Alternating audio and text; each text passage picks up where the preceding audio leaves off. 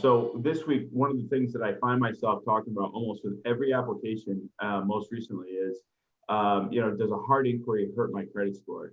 And the answer is it can, but not always.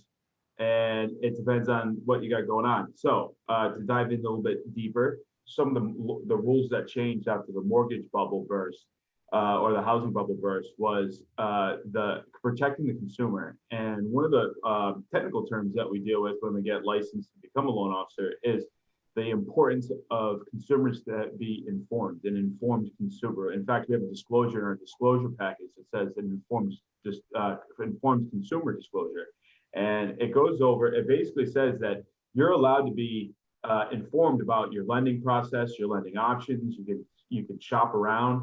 So basically, if your one and only goal at the moment is to buy a house, you're allowed to pull your credit, and you have, in order to do for a loan officer and a bank to do their best job and be most accurate about your pre-approval letter, they have to pull your credit. What I would tell people when ask me if I don't want to pull my credit, it's going to hurt my score. No, you're not. It's not allowed to damage your credit score by figuring out who you want to work with.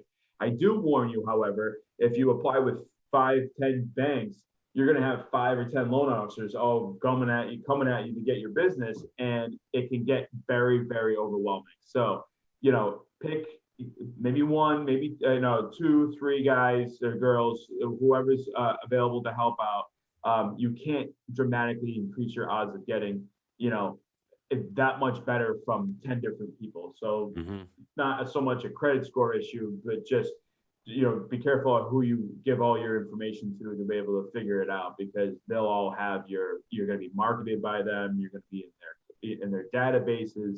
So that's more of a reason why not to pull your credit 10 times. If you pull your credit with a mortgage company and then you get a new credit card and then you get a new car loan, you're all over the space, and it becomes very, very risky to see somebody that's going to just use all of the different avenues that we use credit for: automobiles, student loans, credit cards, automobiles, mortgages, and all of a sudden becomes somebody that has very little debt to someone that could have massive debt swing. And therefore you become a risky buyer to give hundreds of thousands of dollars to, because you have all these other bills that are piling up. So just stick to one goal. Don't buy a car while you're buying a house, or buy your car if that's the priority and wait to buy the house. Don't do it at once, because yes, your credit score will be impacted by a hard inquiry because you're all over the place. It's just that you got too many things, too many goals in mind.